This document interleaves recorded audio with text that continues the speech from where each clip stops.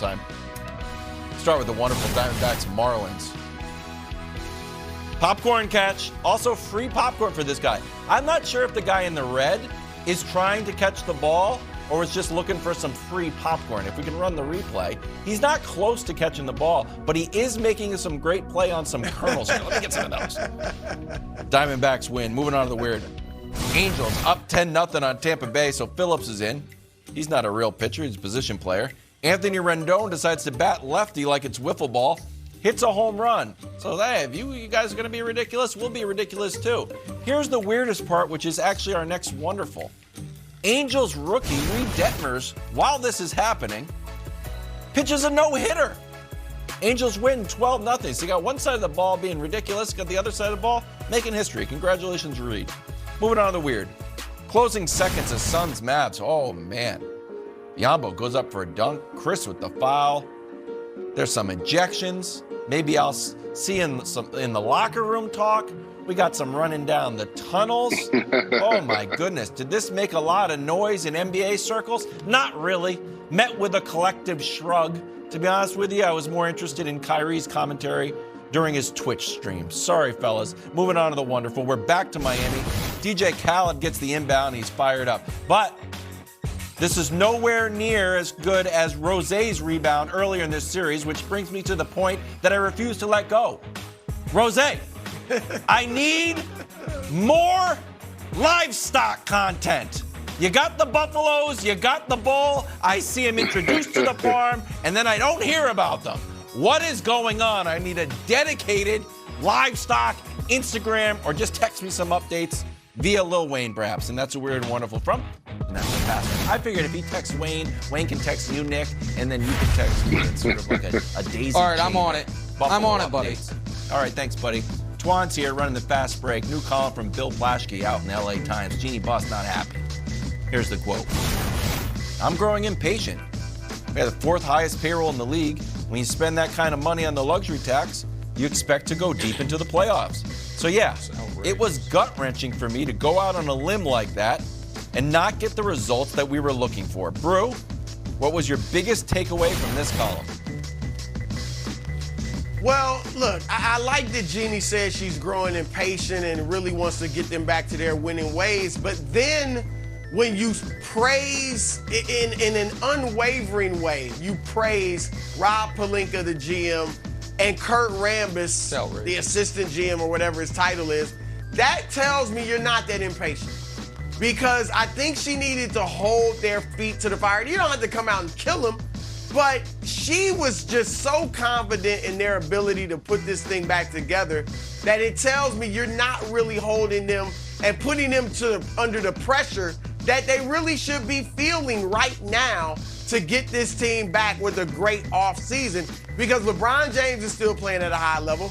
Anthony Davis is in his prime if you can keep him healthy. And so they should be a contender in the Western Conference just based off those two. So she talked about Pelinka, Twan, like, she's got the utmost faith and confidence in him. And I'm saying Pelinka didn't build this championship team. He didn't. LeBron was going there no matter what. And they got LeBron and his group got Anthony Davis to go there. And that's why you won that championship. So I thought the faith in Pelinka was a bit unwarranted and overdone. And Rambis, of course, with his 28% winning percentage as a coach, I think she talked about him in glowing terms that weren't warranted either. So I would have just liked to seen a little bit of saying, hey, we believe in Rob and Kurt, but they got to get it done. We've got two cornerstones in LeBron and AD. They've got to put the right pieces around these guys, and I believe they will. I think that would have been a better tone, Twan. Well, I think if she's committed to having LeBron James break this record in a Laker uniform, then you bring everybody back. You don't break this team up. You bring everybody back, and you bank on guys are going to be healthy. You're banking that you're going to get 65 games out of LeBron to 70. You hope that you can get AD to 70 games, which is a lot, and I know that's an extreme amount being in the past. And you get a coach that can get Westbrook to play within this system, to play with these two guys. You got all the kinks out the way. You figure it out. We know Westbrook is not going to be a great three-point shooter. but he's still a guy that plays every night. He's going to play hard. Guy that had average 18, 7, and 7. He still is very productive on the court. And then you try to put some shooting around them. And I know that's easier said than done, but they've got to add some three-point shooting around those two guys. And you have to play, and Jenny Buss should have talked about that. You're not going to win with AD missing 45, 46 games. LeBron missing almost 40 games. It's impossible. You're not going to win in the Western Conference or in the NBA. There's too much parity and balance in the league now, night in and night out. So if you're going to commit to LeBron James breaking this and giving this group another run, get him another chance, and you hope they stay healthy. And I'm banking on this. I'm having a conversation with them. Those guys got pride. LeBron has pride. AD should have pride. Westbrook has pride. They should put the work in the summer. Not so much LeBron James, because LeBron James could have been an MVP candidate this year. But AD and Russ should be in the gym every day trying to get better and trying to show the world they're back at top level. But if you're going to commit to LeBron James breaking this, I would not break it up. Antoine Walker, say what you want about him, America. Loyalty is not a problem for him. Antoine Walker, loyal to the soil of Russell Westbrook, man. He's the only man in America with the bravery to come on television saying, run it back for the Lakers. So I respect that. I don't necessarily agree with it. However, none of that's my real issue. My issue is with every single one of these Jeannie Buss quotes, Wilds. She's like, oh, going out on a limb and paying the luxury tax. You're the Lakers. You own the Lakers. Paying the luxury tax is not going out on a limb. It's the cost of doing business. And don't whine to me about how expensive the team is unless you're going to pare down some of the salaries for your close personal friends, most notably Linda Rambis. Who knows what she's making? Here's what I do know. When Jeannie Buss says she's had the same job she's had for 40 years, my advisor, Ms. Buss, 40 years ago, you were 20. Did you have an advisor then or a friend?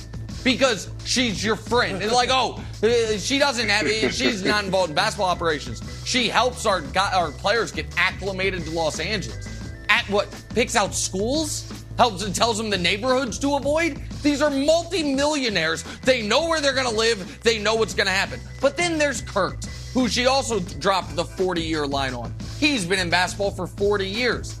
Yeah, and for nearly all of them has been employed by your father, you, or your ex-fiance. There's not a whole bunch of people offering Kurt Rambis jobs. It's just the Lakers or Lakers adjacent.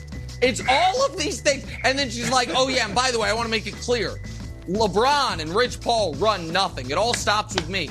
Then why, every 6 weeks, is there another leak about how LeBron and Rich Paul made us trade for Russ? We didn't want to. Like, you can't say this to Plashke and then have either you or Pelinka, who's your consigliere in this whole thing, leaking to anyone who will listen. We didn't want Russ. None of us wanted Russ. We're not a stars team with the Lakers. Well, they made us do it. It's nonsense. And the loyalty to Pelinka, who is more culpable than anybody in this, is just an absurdity.